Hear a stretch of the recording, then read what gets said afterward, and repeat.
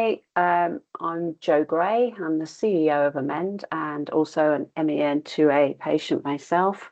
And this is our latest webcast where I'm delighted to be talking with Dr. Alia Munir, who is a consultant endocrinologist from the Sheffield Teaching Hospitals Foundation Trust, and who was very kind enough to come and talk exactly on this topic at our 2026 Information Day in Sheffield. So welcome, and if you'd like to add anything else about your biography, then please feel free to do so. Thank you. Good morning, everyone, and thank you, Jo, for inviting me. So Jo has introduced me as a consultant endocrinologist, which is quite right. I also lead the Sheffield ENETS Centre of Excellence, and I have an interest in genetic syndromes and run a genetic clinic every month. So thank you so much for inviting me. That's lovely. Thank you very much. So we're talking today about active surveillance, and normally we, as patients, we very often hear the term watch and wait quite regularly. And to me, it seems as though maybe there's a similarity there, but can you explain, is there actually a difference between active surveillance and watch and wait?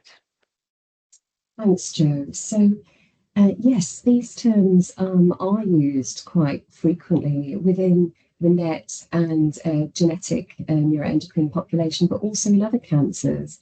And this is a management strategy in a very carefully selected population of patients that have very slow growing cancers. The subtle difference is active surveillance is often done by your hospital doctor, and you'll be on a schedule of scanning and bloods with an aim to then go for some form of treatment depending on change. And watch and wait is even more non-invasive. And this may be done, for example, in prostate cancer by your GP. But in both cases, immediate treatment isn't started. And this may give the clinician time to observe what we call the biological behaviour of the cancer. Okay, so yeah, subtle differences there, definitely. Yeah.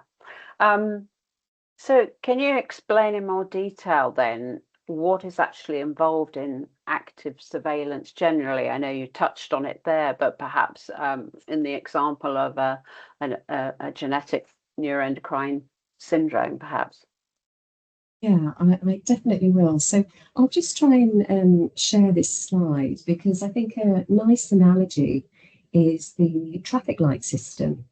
So in active surveillance, you are delaying immediate treatment in a specific group. But what this does mean is you're watching your patient very carefully. So it's almost as if you're at the amber light at the traffic lights. And then active treatment is started if there is a change in symptoms or signs of growth. And you'll only know that if you have been surveying your patient with imaging, biochemistry, and of course, reviewing your patient clinically. Now, in terms of surveillance, this will depend on what your site of cancer is, your neuroendocrine cancer, your primary, and there will be a schedule for that your clinician will share with you. And what we have to ensure is that we pick the right patients for this management strategy. So there are certain groups that suit this strategy much more. So I'll just talk a little bit to the people that would suit active surveillance. And that's someone that's asymptomatic, has a very low burden of disease. So that means on the imaging, the disease is small and not causing symptoms. And often this may have been picked up incidentally on a scan for something else. And importantly, this group of patients will have non-functioning neuroendocrine tumours, because I'm an endocrinologist, so I'm always looking for hormonally secreting tumours. And in addition, if there's histology, those patients will have very slow growing, low grade, well differentiated tumours.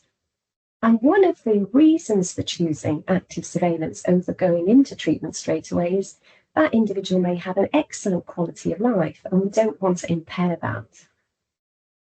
Something that's worth saying at this point, Joe, is also we use this when we know we won't impact on survival. Yeah, that's great. Thank you. So, I mean, this active surveillance might actually be used in any of the diseases that AMEND covers, in actual fact. Is that right?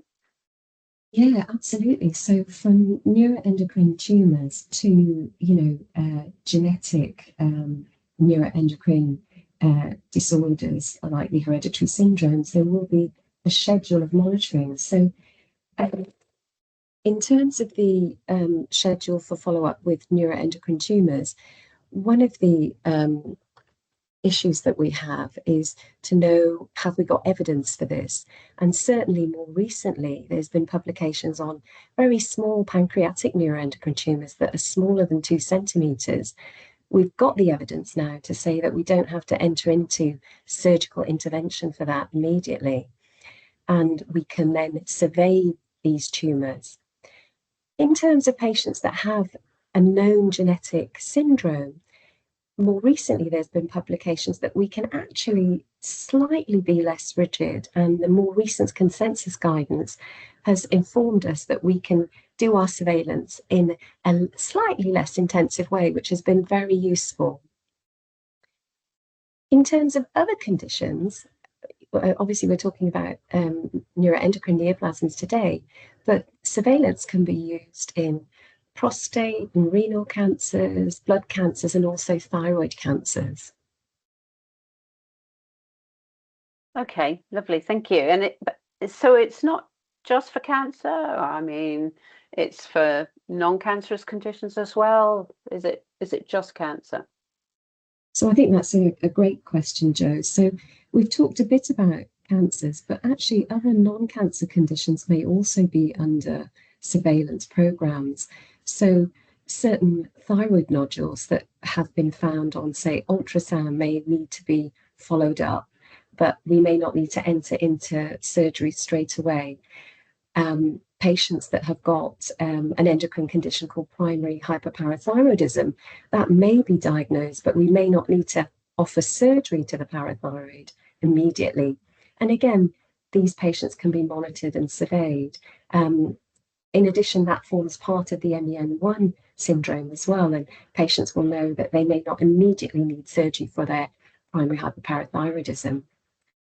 Some people may also be on surveillance for things like abdominal aortic aneurysms that are small and don't need operations straight away. So the strategy can be used in other non-cancer conditions as well. Okay, so just want to talk a little bit more about who active surveillance is actually suitable for. I mean, I'm assuming therefore that we're looking at someone who has no symptoms, say. Yeah, that's absolutely right. So because you're not entering into offering treatment straight away, someone that has got symptoms that may be suffering from a hormonal syndrome, who may have pain, or there's concerns that the tumour may be moderate or fast growing, these patients should be offered treatment and they are not suitable for active surveillance. On the other hand, patients that are asymptomatic, have got defined, slow growing, what we call the well differentiated tumours, they may be much more suitable for this. Okay, so are there any other patients for whom active surveillance would not be suitable? Yeah, certainly if we have evidence on the histopathology that the tumour grade is elevated, these patients may need treatment straight away.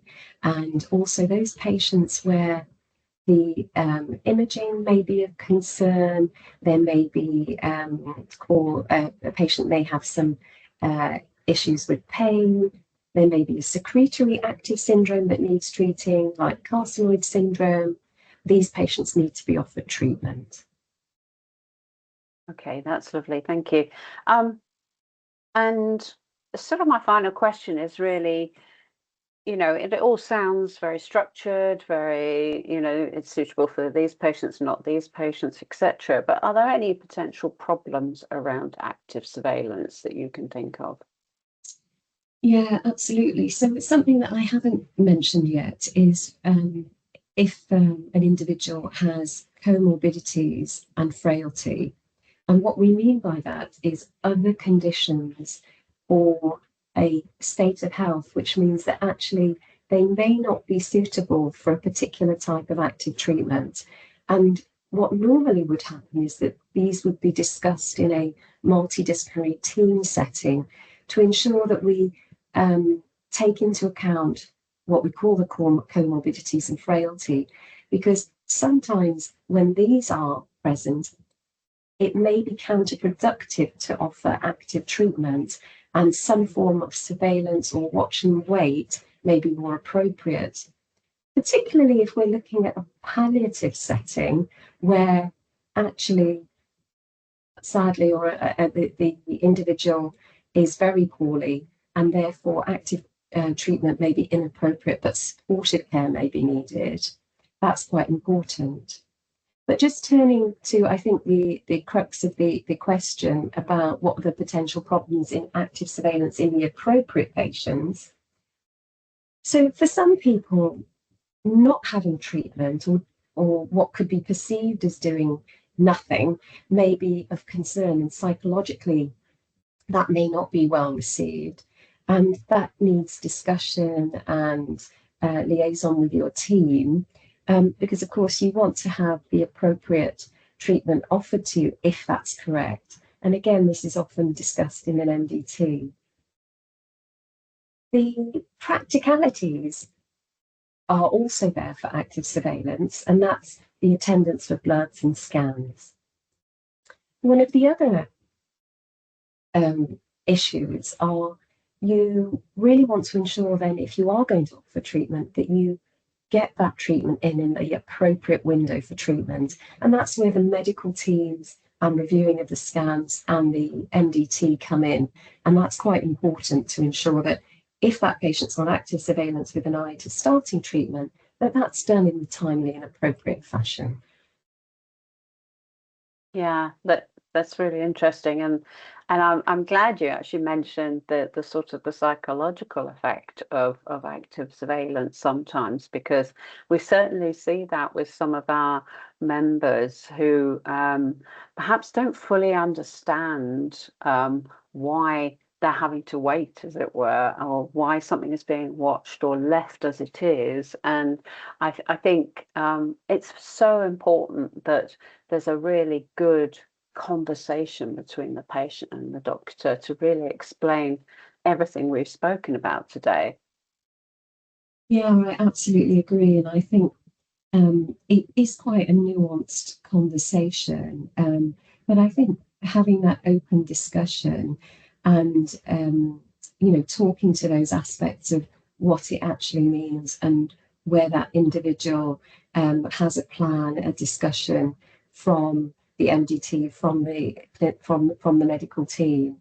And actually, the psychological aspects of waiting for scan results are probably there for everyone who is undergoing investigations, not only the patients that are on active surveillance. So it is something that we come across and are mindful of, because it can be that you're living your life throughout your 6 to 12 month follow-up, and then you've got a scan. Of course, that carries with it the psychological burden, as well as physically going for the scan and then waiting for the results. And we do know in the modern NHS, we are waiting then for reports and MDTs, in part because of the nature of how systems work. And of course, having your support from your team, your specialist nurse or whoever your healthcare professional is that works with you is really important to help understand all of that. Yeah, absolutely. And I hope that in some way that this webcast will go to sort of explaining for everyone the exactly those nuances that are used in active surveillance and why it's necessary sometimes. So Thank you so much for that. Short, sweet, and absolutely to the point. So I really, really appreciate your time this morning. Thank you very much for doing that for us. And Thank you so much. hopefully we'll see you at another information day in the future. Yes, absolutely. Thank you so much, Jo.